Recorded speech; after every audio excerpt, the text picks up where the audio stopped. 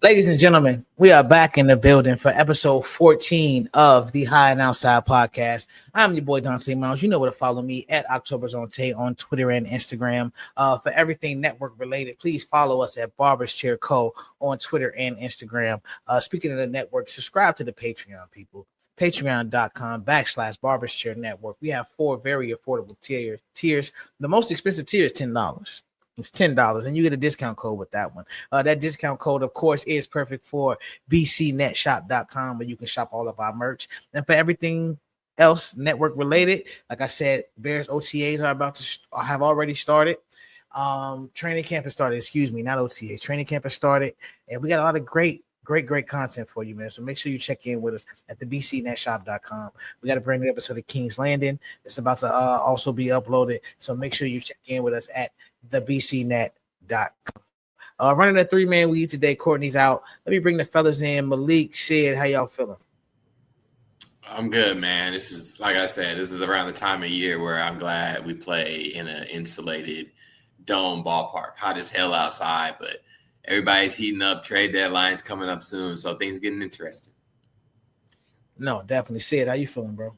I'm good, man. Everything has been peachy keen. The Mets are doing okay.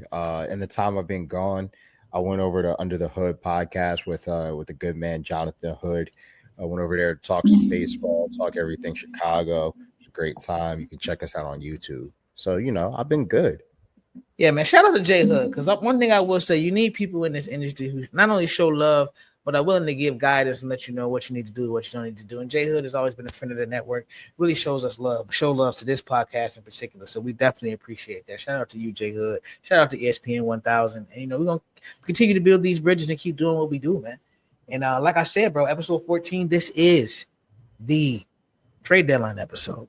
We got a lot of good work ahead of us. It's some teams, and like we talked about, that extra wild card spot, that thing that has really changed things. Similar to how the aprons in the NBA have tempered free agency. I feel like with the trade deadline, we don't get as much fireworks as we used to, simply because some of the teams that traditionally would be sellers are now holding and even buying little pieces here and there to try to add to their team.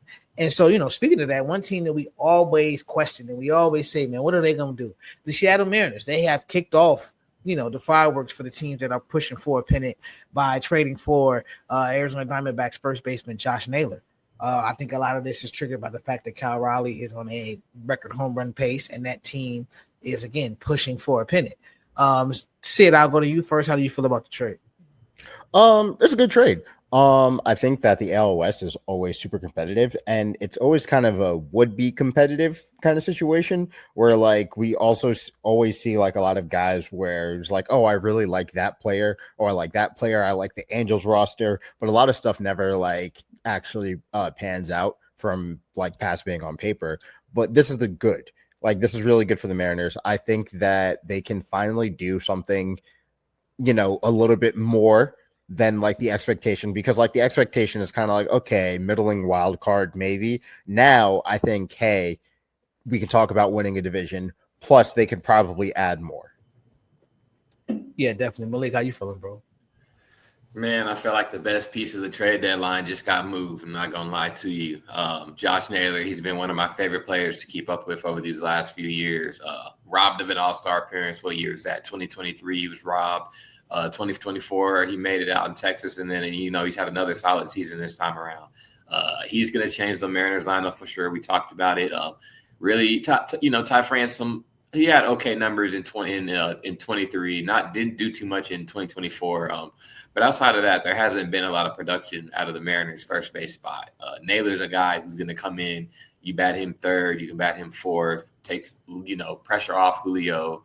And then, of course, gives Kyle Riley more protection in the batting lineup, too. So I agree with you. I think it does give them a better chance to win the American League West. But I definitely think it makes them strong contenders for that wild card spot. And no, to answer another question, no, I don't think they're done adding. I think Eugenio Suarez could be a guy that they could want to bring back if they're getting it. I mean, there's money to be spent in Seattle, and free agents don't come there. So this is the time they need to pounce on players when they're available.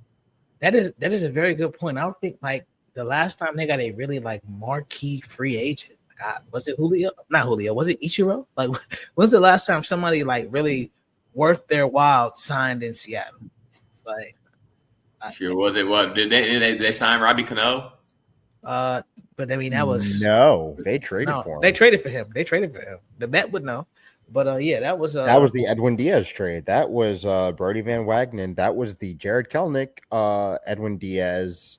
Yeah, Jared Kelenic for Edwin Diaz and Robinson Cano, and paying down the rest of Robinson's Cano salary, which was like that 7,240 or something like that, like some really, or 10,240. Yeah, it was a really bad deal for an aging second baseman, but like shout out 2-4. I love Robbie Cano. He's one of my favorite Mets of all time, one of my favorite Yankees of all time.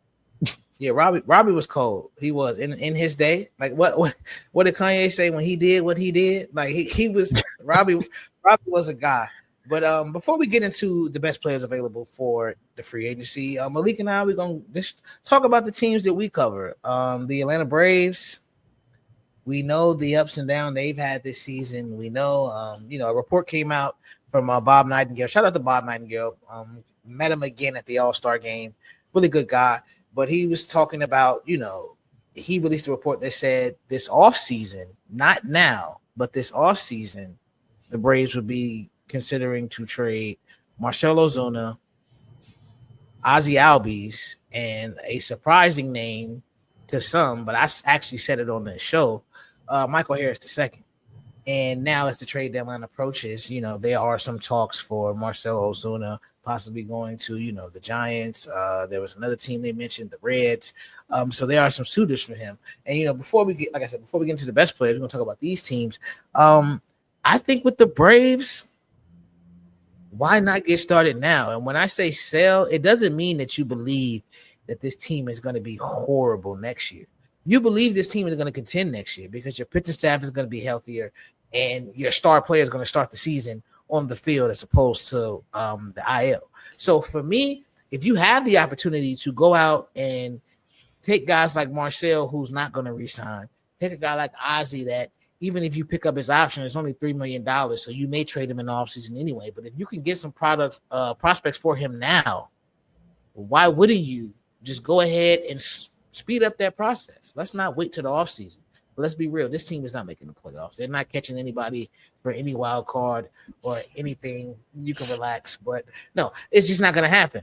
So knowing that, if we know that, why would we not try to speed this process up and try to make yourself put yourself rather in the best position for 2026. So I mean, before we go to Malik and the Rangers, who I think they're going to be buying, they're not going to be selling. They've been playing some good ball. How do you all feel about the Braves right now? Sid, I'll let you get your little victory lap off. That way, it just transitions right into Malik. But go ahead, bro.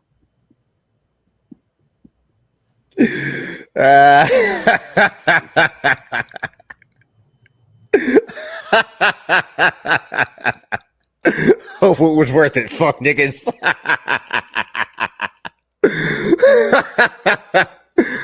Oh man, the fun part about like the Braves being bad is like the Mets aren't even so much better that like I can even like really enjoy this. But no, I think the Braves.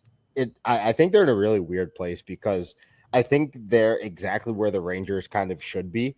When you have a bunch of returners from a championship team, when you have a bunch of core guys who like aren't going anywhere, you should be looking ways to add into the margins, and you should be looking into ways into shedding payroll while continuing to like navigate in the best way possible.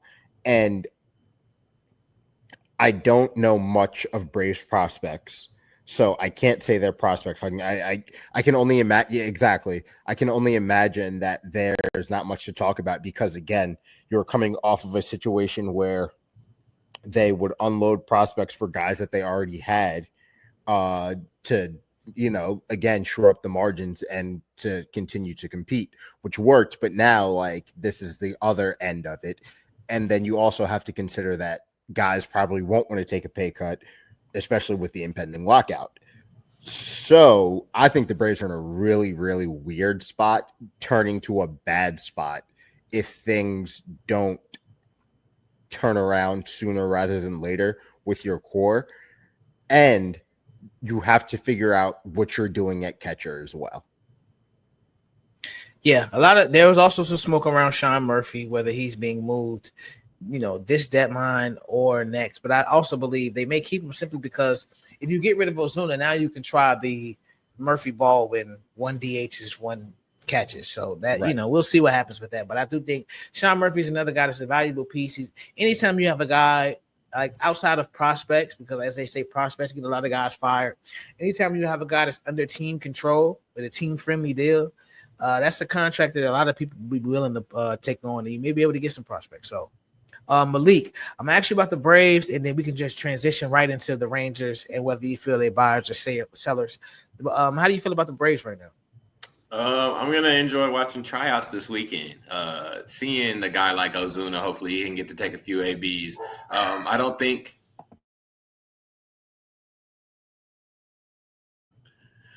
But yeah, I think we go for a guy like Ozuna. Money Mike, I don't think they sell Mike yet. I looked at his stats over his last 7. He's playing a little better. You're going to get the solid defense out of him. I don't think they sell too.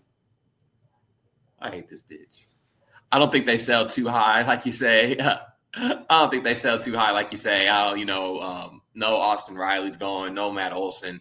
A few guys like that, yeah, you got to keep. And it sucks because those are the guys that you would get the highest value for. I don't think they do it, but one guy I do think they should move, who you just mentioned, Sean Murphy.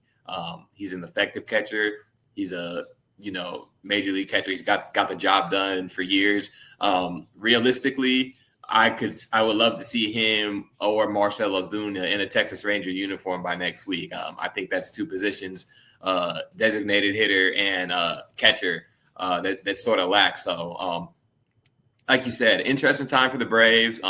Anybody on a 1-year deal, though, starting pitcher wise or in the bullpen, I think you should definitely think about moving. If you don't think you can make that full push. Get something for those guys. Don't just lose them for free.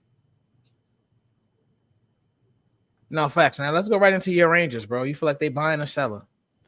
Oh man, I feel like a lot of those guys on that team saved their job over this last month or so. 10-3, and 10 series wins, 3 series losses, and 1 series split is their record coming into this weekend against Atlanta. I think the offense for the most part stays packed. I don't think there's a superstar bat coming. Josh Young, he's been playing well since sit down to the minors. I think there's a chance that they make a splash at third base, but outside of that, I can't see anybody moving on that side. Where I think they are going to make some moves, though, is in the bullpen. A few names that I'm thinking about, Griffin Jacks, Pete Fairbanks. Sadly, Felix Batista went on the injury list earlier today, so I don't think he's going to be moved this offseason. Maybe a fringe bat, Ozuna bat that, not in the lineup every day, but can give you some pop there at the DH. But I definitely think the Rangers are going to make a few moves. I just don't think that they go out and get that, superstar Eugenio Suarez type at bat. I do think there's some all-stars that they could get, but as far as superstars, I don't think they make major changes to the offense, especially with Jock Peterson coming back soon. Jake Berger's on the IL. He'll be back. And then Sam Haggerty's been effective in his role when he gets in every now and then too. So the reinforcements are coming for them on offense. Yeah, bro, I'm not gonna lie. With the way the Jake Berger experience has worked, I'm actually surprised they didn't go out to Naylor. Because I know Jake has been playing some first base for them. But Sid, how you feel about the Rangers right now? I'm glad that their trade deadline addition is not just a healthy Jacob deGrom. He's just there, which is really good for my agenda. But I think the Rangers, again, really fun AL West team, but they have so many guys, and I think they have like an embarrassment of young riches, and like a lot of guys who have like long-term contracts to stay on the infield. So like even a guy like Josh Young, Wyatt Langford, like, young guys, like maybe again, like I was saying with the Braves, it might be time to be a little bit more proactive and getting rid of those guys to get a bit more championship talent, even though obviously those guys do qualify. But like Malik was saying, like Evan Carter, like maybe it's time to like someone take some flyers there. And then like if they really, really want to spice things up, I think like you should kick the tires on like Emmanuel Clase and like Stephen Kwan. Oh man, that's dream case scenario right there. Right.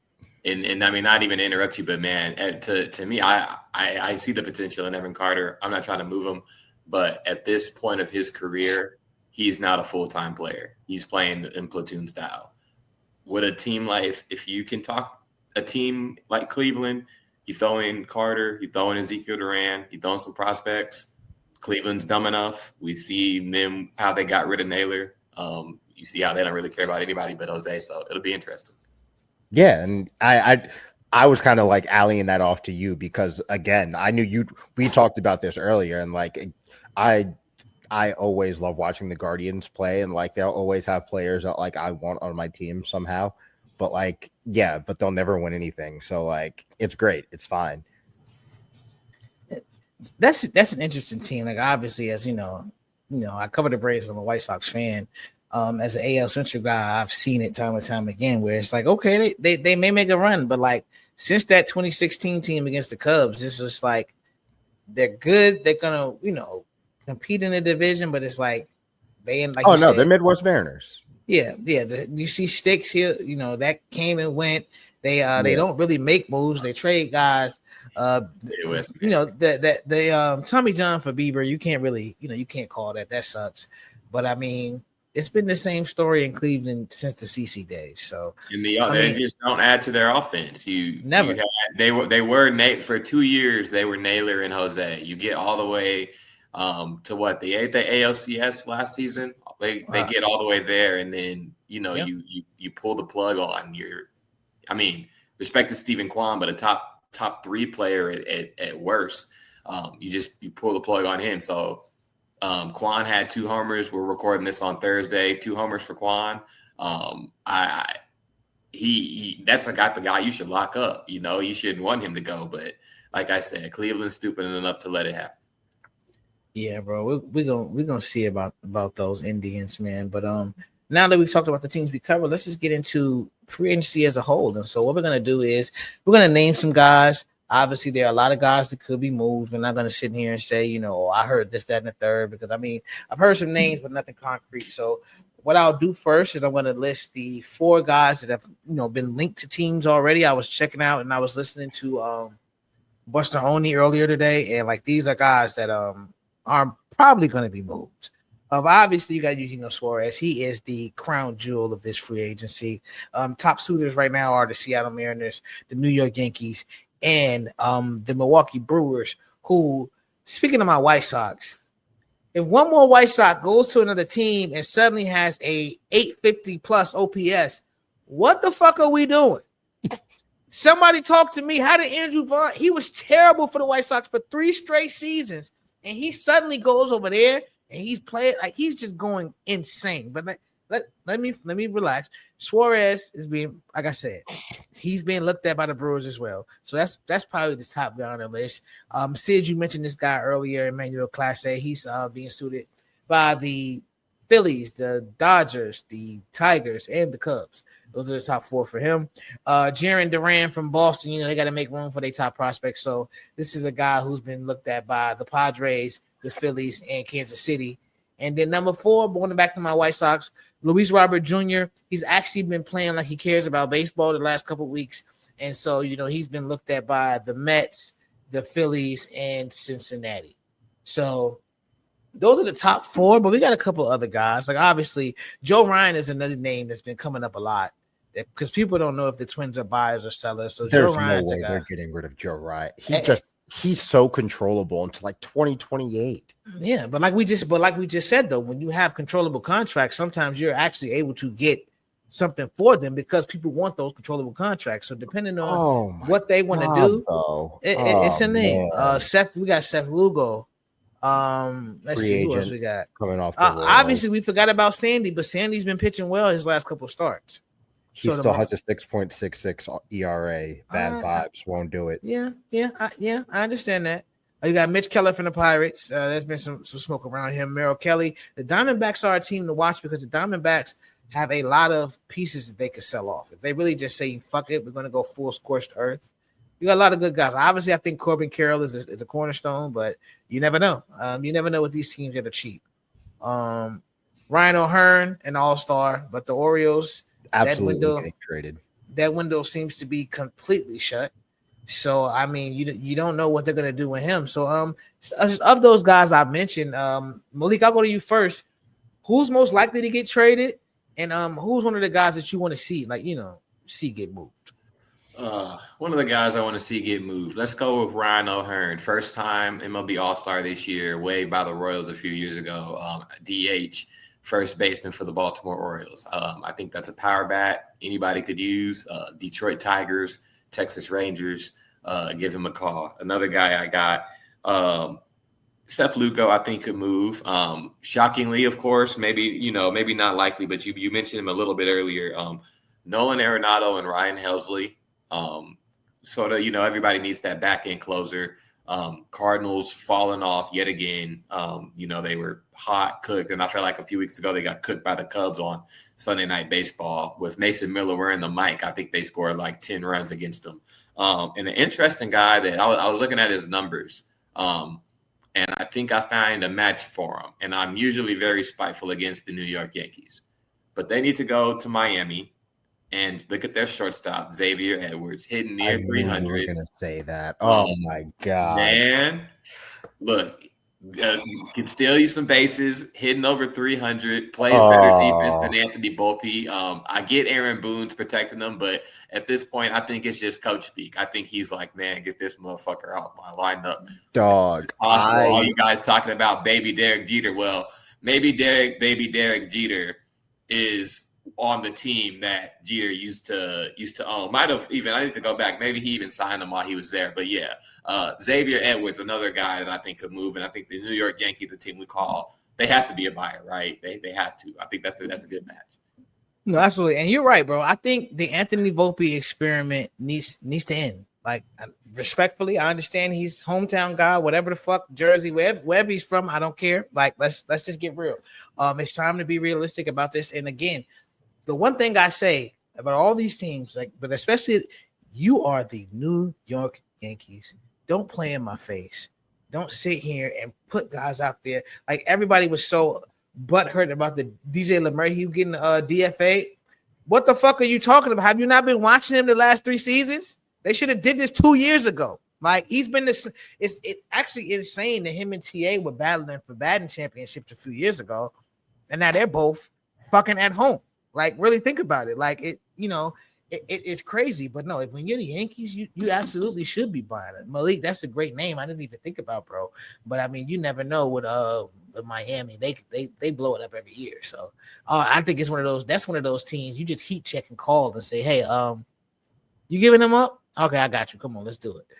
But Sid, let's go to you, bro. What out of those names I mentioned, what are some guys you think are going to be moved, and what's somebody a move that you think really needs to happen? So I'll start off, Malik. I'm so mad at you because oh my gosh, I have been watching the Mariners I'm not gonna lie to you. I did a little research. I had to do a little research today, so that's how that name popped in. My god! I had to get in my bag a little. Dog. So him and IKF, I was like, oh, one of them are totally going to be Yankees, and it was going to. Oh, I'm so mad. I'm so mad at you right now. That's so funny. But of the names you said, Luis Robert Jr.'s, how much money does your soul cost to come play baseball in Queens? And are you willing to bring Adrian Hauser with you? Because I think those are two guys who are destined to be packaged away from the team that they are on. Adrian Hauser being a soft tossing guy, and kind of like redefining his career right now, which is really fun. But then like a lot of the numbers say for Luis Roberts Jr., he's playing baseball like he cares. But most importantly, I believe is his value against lefties. I'm pretty sure as of Thursday, he's hitting like 298 with a 900 plus OPS against lefties. So that is something that like you totally want, and he's a plus glove in center field. That said, one of the sneak names I really want to see get traded, I believe, is Reed Detmers. The Angels, you never really know what's going on there, but he is a reliever and a damn good one. So if I had it my way, of course, I'm thinking the Mets look at like I said, Griffin Jacks, Reed Detmers, Adrian Hauser, and Luis Robert Jr. Yeah, no, definitely. And here's another guy said, I'll throw him out there. Just because again, we talk about this team's window pretty much being closed after we thought it was wide open. Cedric Mullins. I think people should definitely call Baltimore and check in on Cedric Mullins because he's a guy who obviously the 30-30 is not what he's going to continue to do, but he can contribute and he's near a Gold Glove. I'm not. He probably won't win one this year, but he is a above average, a plus center fielder, somebody who can really help a ball club. So I think Cedric Mullins is another guy that people should really really check in on. And so again, we're gonna see, man. It's some names out here. It's a lot of opportunity. And before we get into our series to watch, can I ask one question? Of course. Do we actually believe Ryan McMahon is going to get traded? The Rockies are the type of team to not making any noise. I can't even think. They have a solid bullpen pitcher, and his name is blanking me right now. So, and they no. Rockies are the type of team to sit in the mountains, drink brews. People come to visit the ballpark, but they don't have to move the needle at all. But I will say this: when you drafted the Holiday, you get a lot of cachet. If you're gonna, just blow it up right now, why not trade him? Like, why not? The Yankees should be interested if Eugenio Suarez is not available. Because I mean, like to your point, Malik. Well, to counter your point, I would say the Rockies ain't doing shit. Like they don't need them. They're not doing anything. Their ownership seems to not care. Like at this point, and like you say, it's unfortunate because it is a beautiful ballpark, and it seems like those fans really do love baseball. I'm not gonna lie. I don't know. I've been to like probably 10 or 11 Major League Baseball stadiums, but Coors Field was one of my best fan experiences. Like people were buying us beers. People were actually just into the game of baseball. And so, like, when you see that and then you see the product put on the field, it's kind of like with the White Sox. It's like, damn, bro, like, if only we had a really, an owner and a, leadership group up top that actually cared. So I wouldn't be surprised if they moved them. But, like you say, with Colorado, they are super hit and miss. So you never know with them, bro. Even last year when they were bad, they didn't move off guys like Charlie Blackmon. They didn't move off McMahon. They didn't move off Brenton Doyle was an all-star. They didn't move off him. So Chris Bryan is still over there. Yeah. So it's like those are the time. I mean, like it's the one seller, the one team you think out of all the teams in the majors should be a seller, and they just go by the wayside. Anybody should get out of there. I recommend anybody get out to play competitive baseball. But yeah, I question them and a few other teams' logic when it comes to this trade deadline stuff. Yeah, and you're not wrong, bro. It's gonna be very interesting. What teams do decide to finally make those moves. But speaking of those teams, let's just get into it real quick. What teams do we think should be buyers and sellers? I know for me personally, one team that I think needs to buy, and this is the team that I pray is actually on the phone with the Arizona Diamondbacks. I'm gonna say pray because I'm still a White Sox fan. The Chicago Cubs. Go get a third baseman. You've had one home run out of the third base spot all year. They've played like 7 guys at third base or something crazy like that. Go get Suarez, bro. Go add that to your already high-powered offense. They need to go get an arm. I would love to see them go get Sandy. I said this weeks ago. And I think with the fact that he's, just started to come into form, you can buy low on Sandy. And so I don't think they're going to be able to get the package they thought they were going to get for Sandy. But one team that I think should absolutely be a buyer is the Chicago Cubs. I know a lot of teams have seen, the these wild card teams make runs to the World Series, and we say, hey, we don't have to really, throw the house at it. But when you're a big market, when you have the money, when you have the young players and the veteran players, bro, go do it. Like, I think that's one team that should definitely be buyers. And, for my seller, going back to the beginning of the show, I think if you're the Atlanta Braves, hey, speed this process up. You got Ronald Acuna. You still got him on a bargain, basement deal. You got Matt Olson locked in. You got Austin Riley locked in. You have core pieces locked in.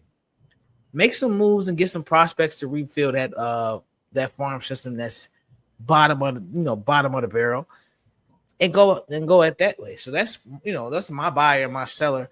Malik, I'm gonna go to you. Who you got buying and who you got selling? It could be more than one team. I'm just gonna do one for the fact that there's three of us, but who's your buyers and who's your sellers?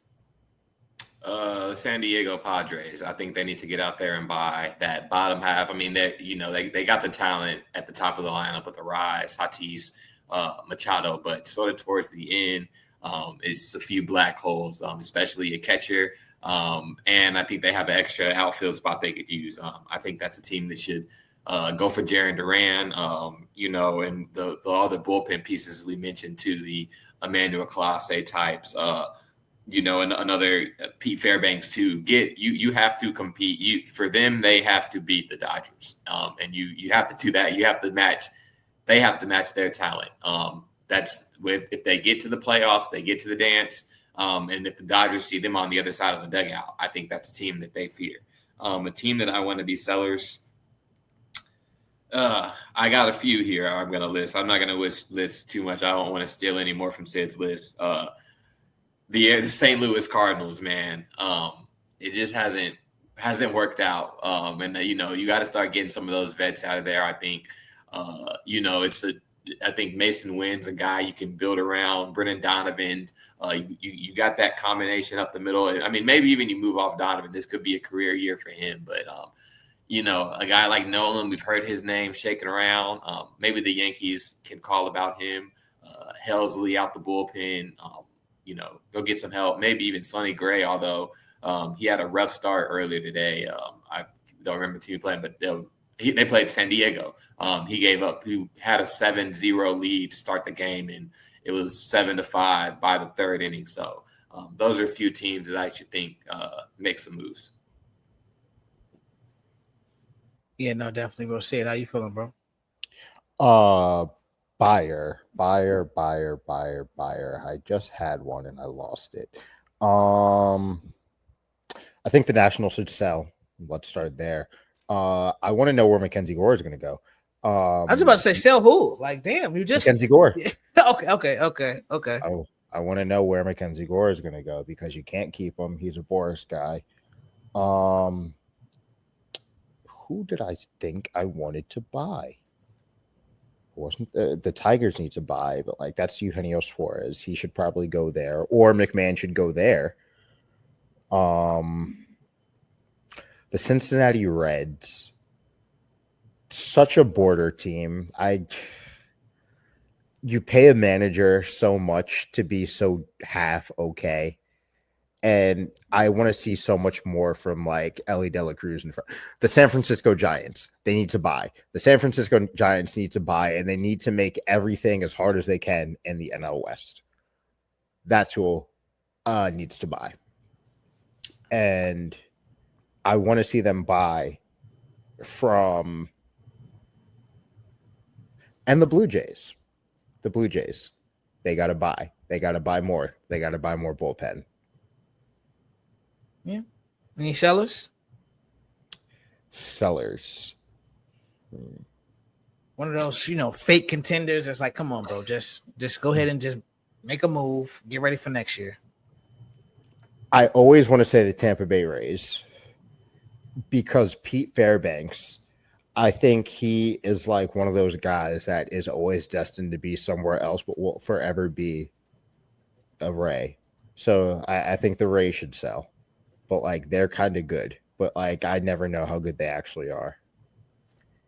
And that's the weird thing about that team, bro. And it's like it's crazy because I'm surprised, and I haven't actually checked this, but I'm surprised their scouts don't get poached a lot more Because there's no way Right. you're always drafting well. You always just bring guys in, lowest payroll in baseball or one of the lowest payrolls in baseball, and it doesn't fucking matter.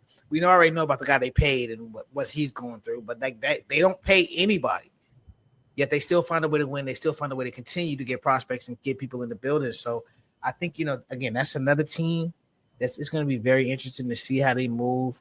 We've had the talks about upgrading not upgrading, but renovating Tropicana after the hurricane, and now they're at a point where there talks about a new ballpark in the Ybor City neighborhood, which is like, if you actually been to Tampa, it's very lit in that neighborhood. Like, that would be a perfect spot for a ballpark, and it's right on the water. So I mean, that would be dope.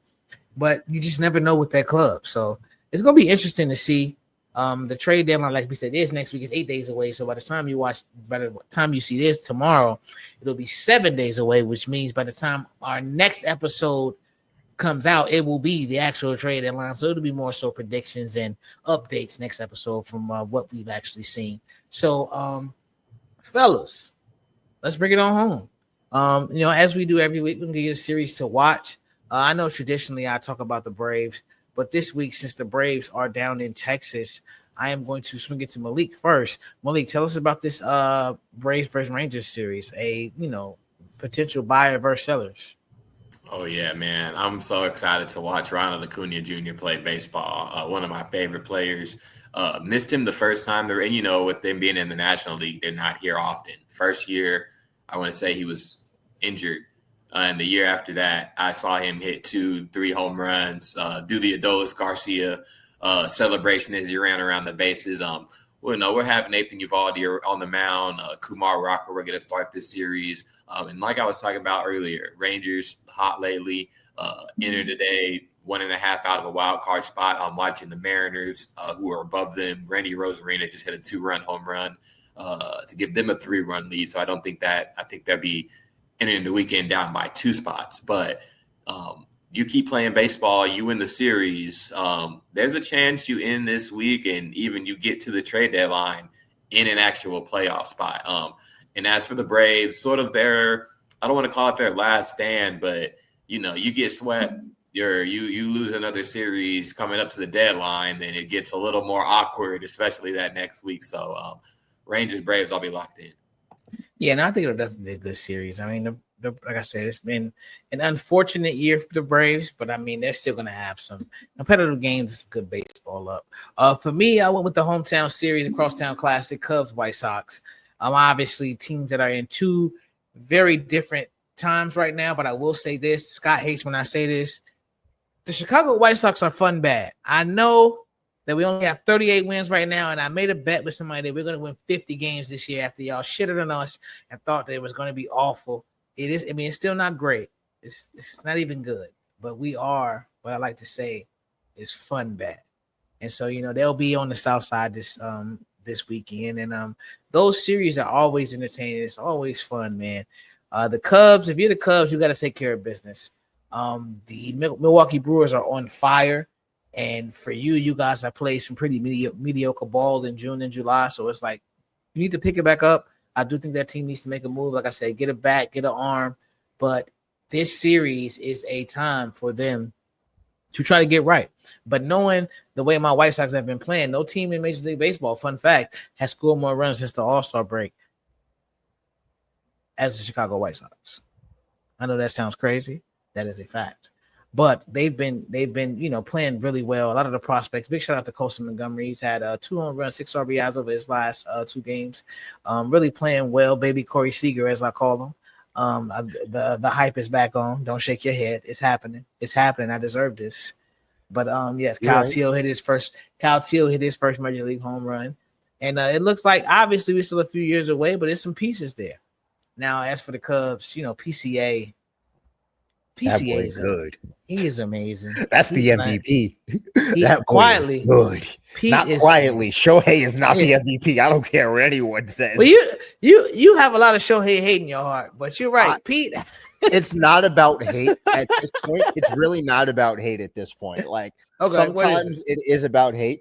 I think that if the qualifier is that he's a real good bat and he's a real good pitcher, fine, but like let's call it for what it is and let's actually qualify what an MVP is. It's so hard to just give that determination to Shohei Ohtani when your top four is him, Freddie Freeman, Mookie Betts, and Teoscar Hernandez. Like, and then your starting lineup, it should be under 2 ERA pitchers. So like, I get it, but like, I think if we are if we're trying to properly tell the story of baseball, we can't just continue to like this year. We can't give Aaron Judge the AL MVP. We can't do that. If we're telling the proper story of baseball, that's going to Cal Raleigh. Like it should be Cal Raleigh and PCA if we're trying to tell the proper story of baseball.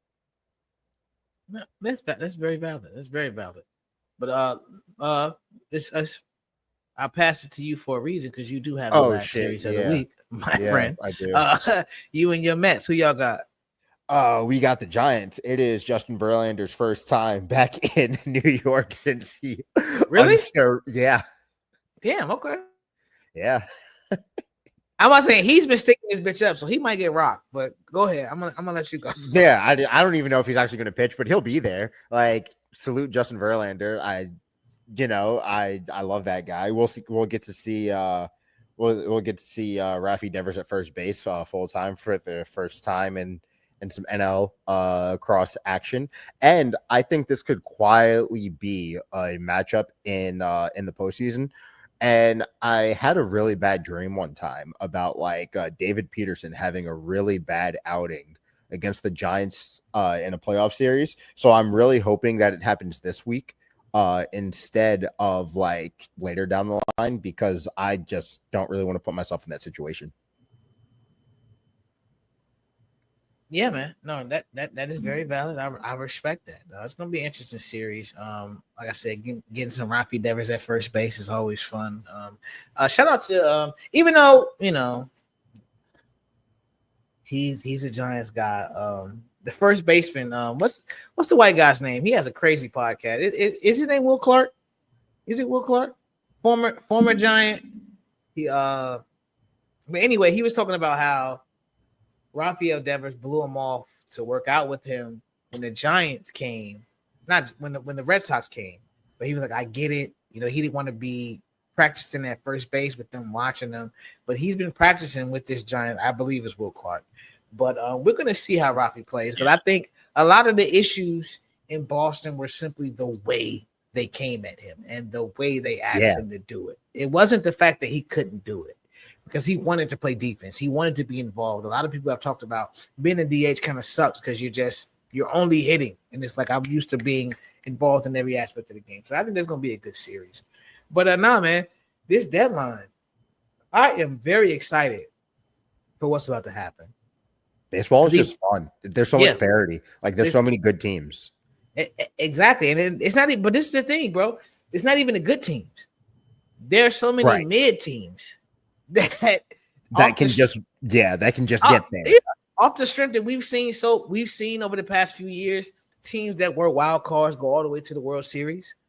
And that's fun. That makes baseball better. As much as people want to see the juggernauts win and things like that, if you're somebody who's not really in the narratives and you're more so just into, like, again, like you just said, Sid, we're telling the story of baseball. We want to see the best baseball played. I think this is actually great for the game. It's actually the exact opposite of what's happening in the NBA right now and the way that how restrictive their cap has become. Yeah. So with the way the Tigers are playing right now, 1-10. They've been terrible lately. The whole AL Central is not it right now. The Yankees falling off. The Blue Jays taking over in the AL. Shit's wide open. I have no clue, bro. We really don't know. But and I think that's what makes the wild card like so much fun, which is why like I think a team like the Pirates should really be invested in like kind of being okay at some point while they have Paul Skeens, because you don't have to do a full buy. You can quite literally just win once every 5 days and kind of scoot your way into a playoff spot if you hit a hot streak. And like the revenue you get off that, like you're gonna recoup. I hate these owners so much, man. Oh yeah. Yeah, Like they frustrate me so much because we're in such a player-driven league right now. Like people know like one-to-one players for the first time in baseball. Like we know who the cool guys are. And like we want to see the cool guys in the playoff. Like Slam Diego, that's the most overhyped thing I've ever seen in my life. And we've been running with that for like 7 years now because of how cool it was one time. We can do that forever. Like we can do that with so many teams. I mean, you saw the White Sox with, you know, the whole grow the game, let them play, all that shit. It was fun while it lasted. Like it's very possible. Teams can do that. Like teams can cycle that. Like if you told me the Rockies would have a cycle where they were kind of okay, that would be so. I would go to Colorado almost immediately to see cool baseball played against the Mountains. Are you kidding me? And that's all we need for them to be okay. Okay, and now host a losing wild card series. Bro, I'm that's in it. there. I'm in there. Bro, I'll say this: three of the coldest things I've ever seen in my life. When the Rockies had a blackout, when the Pirates had a blackout, when the White Sox had a blackout. 3 teams that don't even fucking try, but when they made the playoffs, those fans we were so locked in.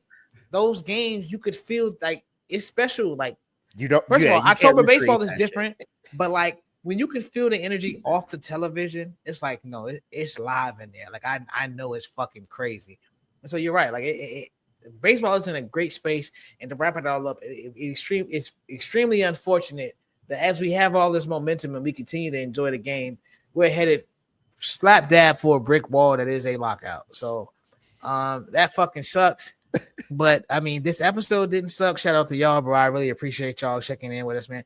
Y'all already know to follow my people, man. Sid Sly Park _team mail. You know where to follow me at October Zone Tay. You know, again, for everything Barbershare related, follow us at Barbershare Co. on Twitter and Instagram. Subscribe to the Patreon at patreon.com/Barbershare Network for very affordable tiers. For any merch, make sure you check in with the bcnetshop.com. And for everything else Barbershare related, check into the bcnet.com, bro. We got a lot of great work. Training camp is starting. Bears, Falcons. We got the baseball content coming for you nonstop. And we appreciate everything you've been doing. And like I always say, anything you want to hear from us, anything you want to see from us, don't be afraid to hit us up, bro. We do respond. We have no problem responding. Courtney's not here today, but we will always give the disclaimer, be respectful in her DMs, don't say nothing foolish, and we appreciate y'all, and we'll see y'all next week.